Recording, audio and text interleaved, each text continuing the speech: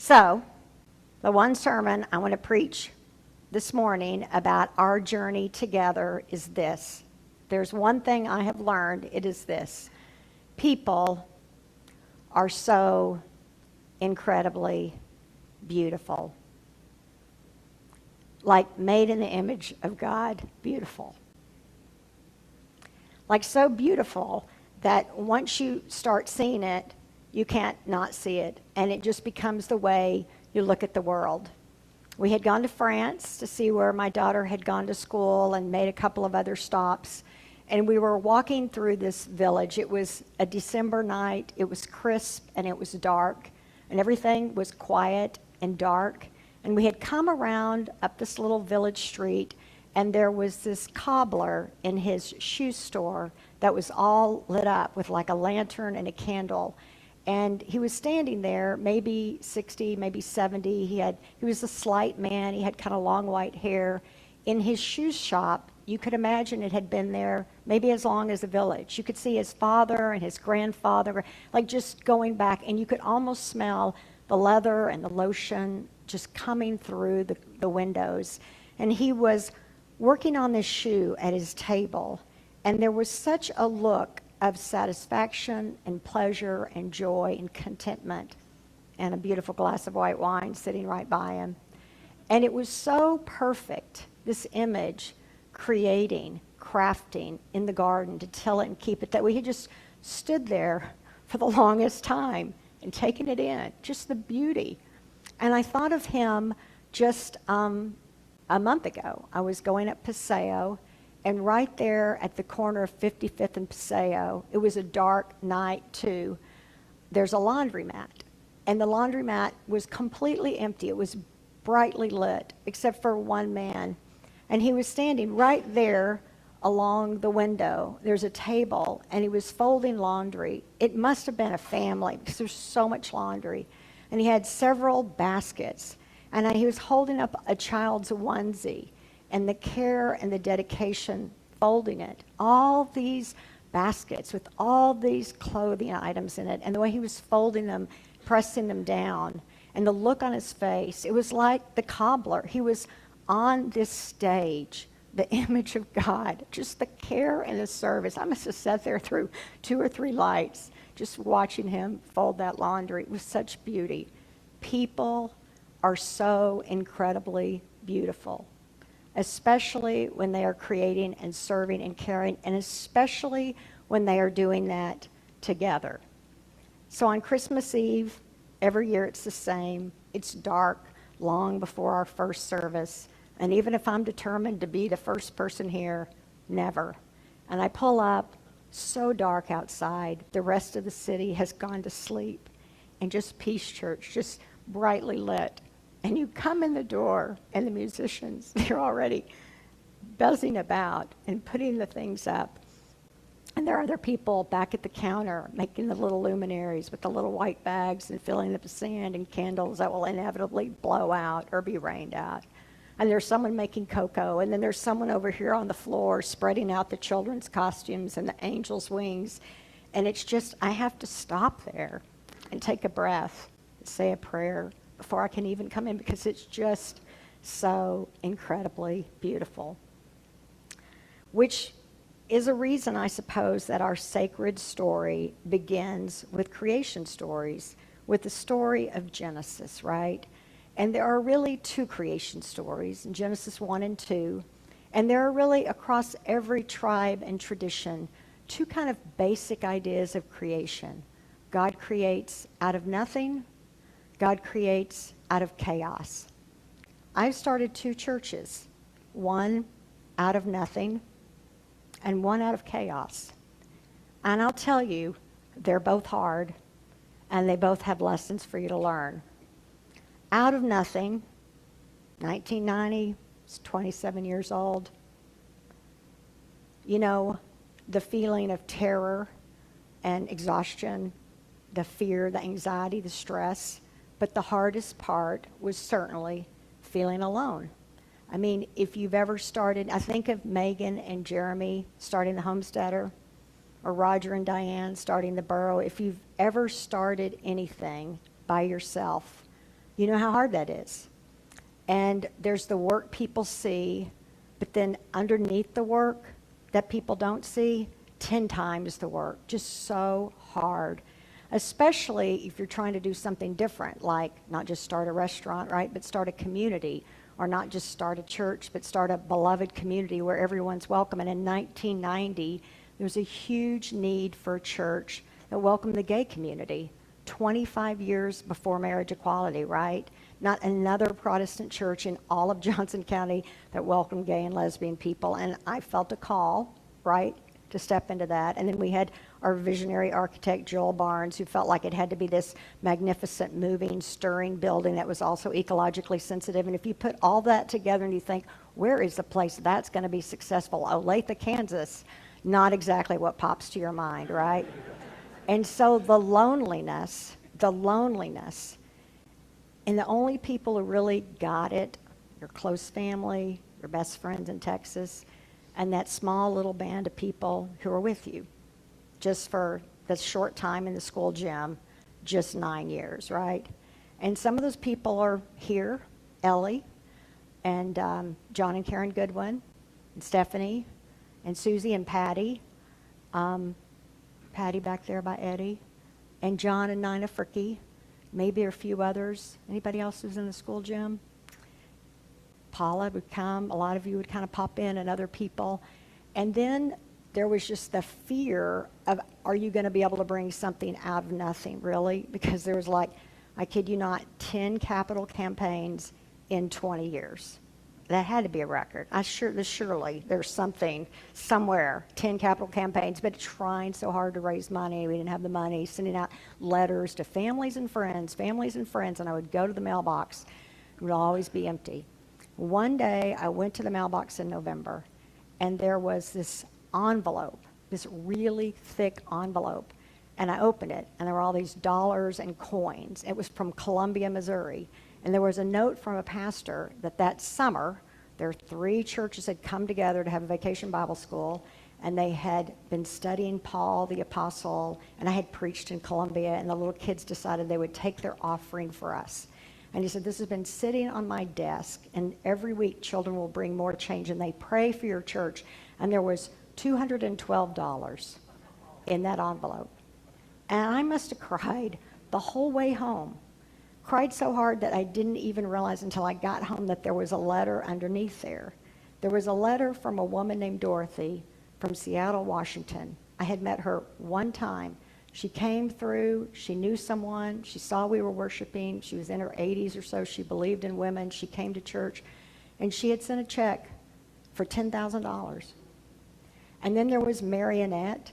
She was born maybe 1903, and her church had closed, and she never married or had children, and she was a model, and she was all alone in the nursing home, and her pastor, her church, asked if I could go call on her. She loved hand cream, and she loved children, and I would rub her hands, and I would talk to her about the children, talk to her about Tall Oaks. When she died, her last name was Merchant, like Merchant's Bank. When she died, she left the largest gift anyone ever gave to Tall Oaks, and she gave us $250,000. And I remember at some point realizing there is no such thing as out of nothing. Maybe the Big Bang, but the rest of us, we are all standing on someone's shoulders. We are all surrounded and encouraged by so many. And the journey of life, right, is to get that, is to realize it really turns out it's not you. It really turns out it's all these people around you who are supporting you and caring for you and loving you, and you're building on them, right? I mean, how do you get here? You came on a road. Where were you born? Who built that, right? I mean, so many people giving to us out of nothing. That's something they came up with in the 2nd century by some church father who clearly did not know a lot, right? So the second version of creation out of chaos has always spoken to me in a much more powerful way. In the beginning, when God created the heavens and the earth, the world was a formless void, but the Hebrew is tohu vavohu, wild and waste. And darkness covered the face of the deep, and the Spirit of God moved upon the waters. And God said, let there be light, and there was light. And God saw that the light was good, and God separated the light from the darkness, and God called the light day, and the darkness God called night. There was evening, there was morning, the first day. That little band of people who came together to start this congregation were a brave bunch, because it was a time of chaos, crisis. I was, frankly, a mess. If you weren't here to witness that, I'm glad there is not video of it. I think of it as a time when, like those little inflatable, like bowling balls, or I was just like this for a couple of years. Every time I was about to hit the ground, somebody would lift me up. I don't understand still to this day why. The one thing I brought to Peace Church was a call. At 49, I felt exactly as I felt at 14 when I first heard a call. I mean, it just felt called to preach. That is the only thing I could bring, right? Such a crisis. I mean, so hard. And I think about how this band of people, as opposed to like turning away from that, turning away from the broken and the jagged, went right through it, believing on the other side there was light. Like that little quote, when change, when it comes, cracks everything open. Change, when it comes, cracks everything open. And for some reason, there were these amazingly incredible, beautiful people who were willing to walk into that dark place, believing they could come out on the other side. That was a group of people who brought order from chaos. We can't name them all, right? There are people who formed a board, wrote bylaws. There were people who had never led ever in a church who stepped up to be the pastoral partners and the finance team and the children's this and on and on and on. And there was, of course, Allie and Alex. I mean, they didn't know if the sermon was going to be 6 minutes or 22 minutes. They were ready with not much music or a whole lot, right? I mean, it was just going through that, believing on the other side. And if you have ever been cracked open, you know it is the best gift you could ever have, right? Because something comes out of you that you couldn't imagine in any other way. And the scripture gives us this interesting pattern. God said, God saw, God separated, God called, all in creation. God said, let there be light. I remember the lowest time not believing I had a way forward. And this friend would say to me, there is a way forward. I absolutely know this is going to, I've seen this work a lot. It's going to be okay. And years later, I asked the friend, like, how did you know that? And he said, well, I didn't really know that. He said, I just said that. I just said that. He said it over and over again. He said, I just kept saying that because I wanted it to work. You have to say what you want. Let there be light. Let there be a world where every child has enough to eat. Let there be a child where no child is a hunter or the hunted. Let there be a world where we create and adore and care for this creation. Let there be light. You have to say it, what you want. And then God saw it. God saw that the light was good. You have to call out the good.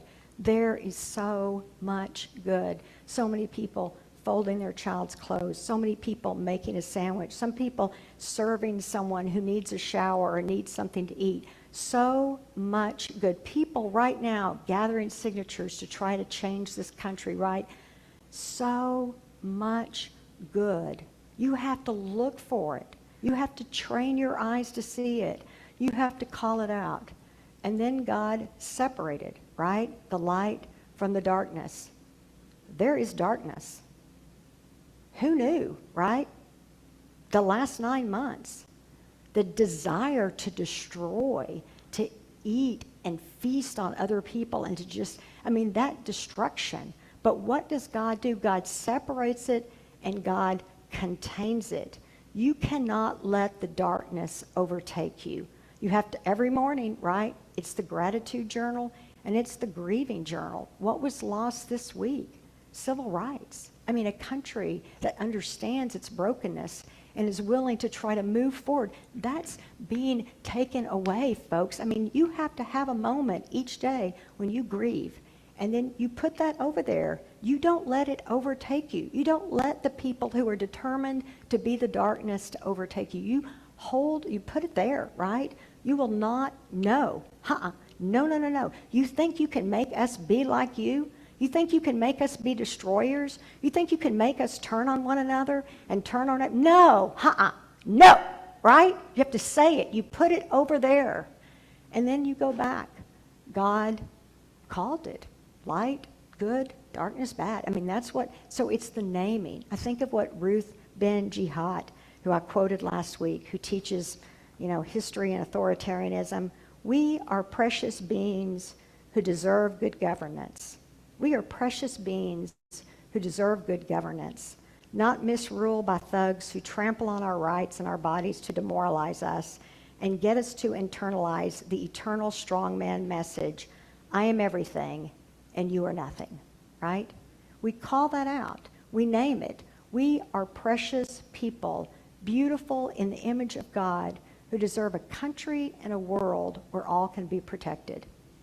Peace Church is in a moment right now that we are completely ready to face, right? Because we were formed in chaos by a group of people who said, bring it on, I'm going to create a place of love and joy and justice and bounty. And we went through COVID and came out of it bigger. Do you know how many churches folded during COVID? I mean, do you know how many churches shrank? But because we've been through it, right? We were like, we're ready, right? We're ready. I mean, and we came through it as this glorious, beautiful place with our arms wide open. And we've come through 9 years of political turmoil, right? It didn't just start yesterday. And we are in this moment right now because all of us know that the only true path to life and joy is to be open about the crack, be open about the brokenness, be open about the darkness, even in ourselves. Be willing to face it and look at it, put it in its place, and move forward into a world of joy and justice. So if there's one thing I've learned,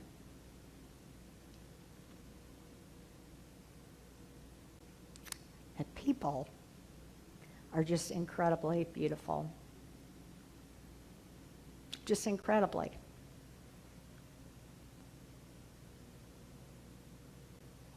Just like image of God, beautiful. Just like so that once you see it, like right in front of you, like once you see it, you're like, oh my God, the Spirit of God right in front of me, like right, and then you just see it, and then you realize it's kind of everywhere you go, right? Image of God, beautiful, just everywhere you go. Image of God, beautiful. And then when you bring that group of people together, and you just think, really, what are we afraid of? What can't we do? We can repair, we can mend, we can create. So with this beautiful gift that we have received, somehow, all of us, every last one of us, in the image of God, may we go forward into the next 15 years with our hearts open, our heads high, our hands ready to receive.